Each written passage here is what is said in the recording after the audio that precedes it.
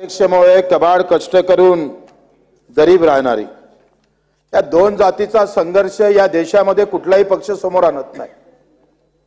कधी मुसलमान कधी हिंदू असं समजून आम्ही सांगतोय अध्यक्ष महोदय, कष्टकरी जमात या देशामधली खतम करायची आहे राज्यकर्त्यांना।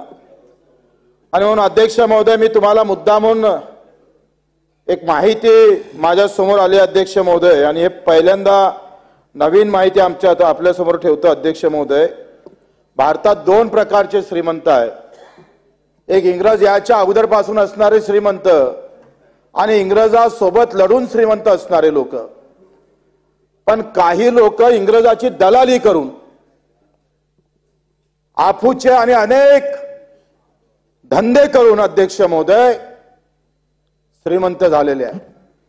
आणि मग हे असे सगळे दलाली करून ज्यांनी ईस्ट इंडिया कंपनीकडून काही दलाली केली, काही जमीन मिळवल्या, त्यापैकी पहिलं नाव आहे गोदरेज अध्यक्ष महोदय।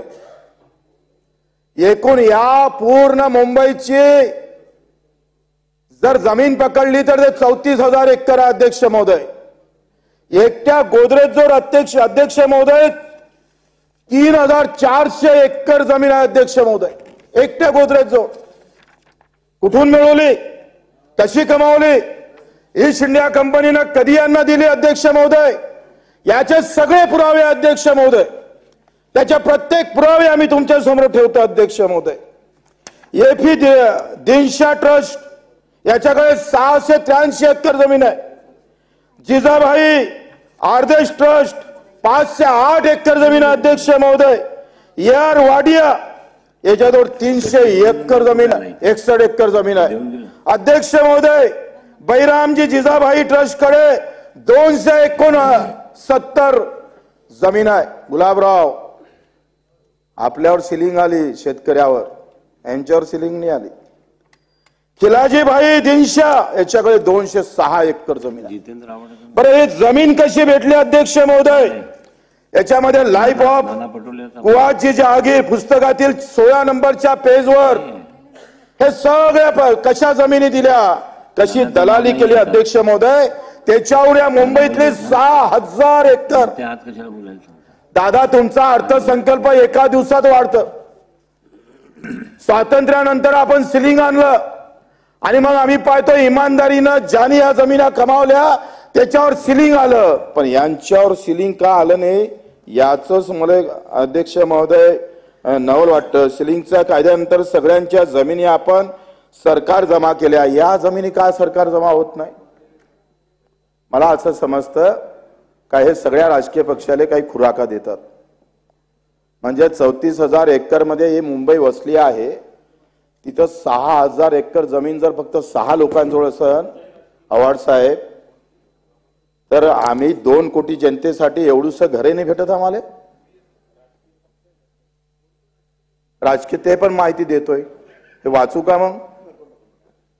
अध्यक्ष महोदय, फॉरगेट आमचा कमिशनर होता मुंबईचा, त्यानं दोघांना तोफी समोर आणून उडून टाकलं होतं आणि त्यानं स्वतः लिहिलेलं आहे।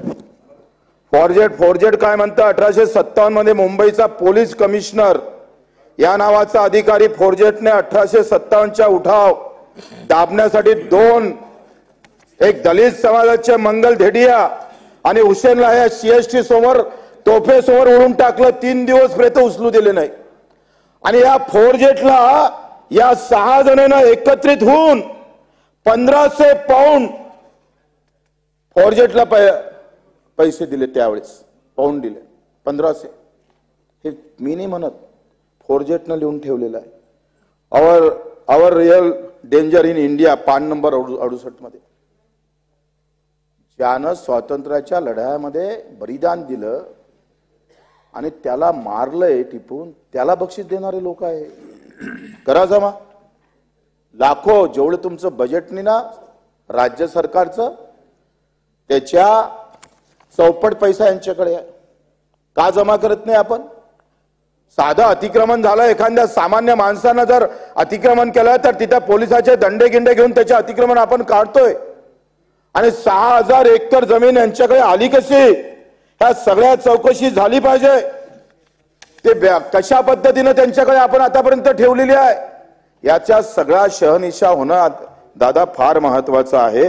कारण आम्ही पाहतोय का आमच्या इकडे विनोबा भावेने चळवळ चालवली आणि त्यावेळेस आपण बऱ्याच जमिनी आपण दान दिल्या, ज्याच्याकडे 100 एकर होती त्यांना पुन्हा भूमिहीन लोकांकडे आपण ह्या जमिनी दिल्या। मला वाटतं यावर सुद्धा फार लक्ष घालणं अध्यक्ष महोदय फार महत्वाचं आहे। या सगळ्या गोष्टी लागण तर मी शासनाला देतो। आपण पाहतोय का या ईस्ट इंडिया कंपनीने त्याची दलाली त्याचं स्वामित्व म्हणून या सगळ्या अध्यक्ष महोदय या जमिनी यांच्याजवळ आलेल्या आहे। गोदरेजवळ 3000 एकरच्या जमिनीमध्ये अर्ध्या जमिनीमध्ये काहीच काम नाही, ते काढले पाहिजे बाहेर। कसे आले त्यांच्याकडे? मेहनतीने आल्या का? सगळा अफूचा धंदा करायचे आणि त्याचे पुस्तकात लिहिलेलं आहे का चीन मधून आपण चहा आणायचा आणि चीनला चायनाला आपण अफूचा बंदी असताना हे सगळे दलाली करून तिथं अफूचे पुरवठा करायचा, त्या दलालीतून हे पैसे आलेले आहेत। पण प्रकल्पग्रस्तांचं मंडळ आपण तयार केलं पाहिजे। जे प्रकल्पग्रस्त आहे अध्यक्ष महोदय त्यांच्या जमिनी गेल्या, जुमला गेला, सगळं गेलं, आपण नोकरी देऊ शकलो नाही आणि पाहिजे त्यावेळेस आपण भाव पण देऊ शकलो नाही। आज कापूस अध्यक्ष महोदय जर विचार केला तर कापसाचे भाव 1000 रुपयानं वाढलेले आहे आणि हे वाढाचं कारण अध्यक्ष महोदय का जगामध्ये कापसाच्या भावाची तेजी आलेली आहे। तर कापसाचे भाव 9 ते 10,000 पर्यंत जाऊ शकतं आणि हा कापूस उत्पादक शेतकरी अध्यक्ष महोदय सुखी होऊ शकतं। मला वाटतं हा निर्णय राज्य सरकारनं खास करून वाहतुकीची सबसिडी, जशी आपण साखरेला सबसिडी देतो निर्यातीसाठी, तशी कापसाला का देत नाही? का एमआरजीचे पैसे का भेटत नाही वेळेवर? मजुराचे पैसे 2-2 महिने भेटत नाही। अध्यक्ष महोदय तुम्ही या सगळ्या गोष्टीतून आले आहेत। आमचे पगार वेळेवर होतं, त्या कलेक्टरचे पगार वेळेवर होतंय, इथं सगळ्यांचे पगार वेळेवर होते, पण दिव्यांगांचा पगार वेळेवर होत नाही। एमआरजीचे पैसे वेळेवर 24 तासात मजुरी दिली पाहिजे।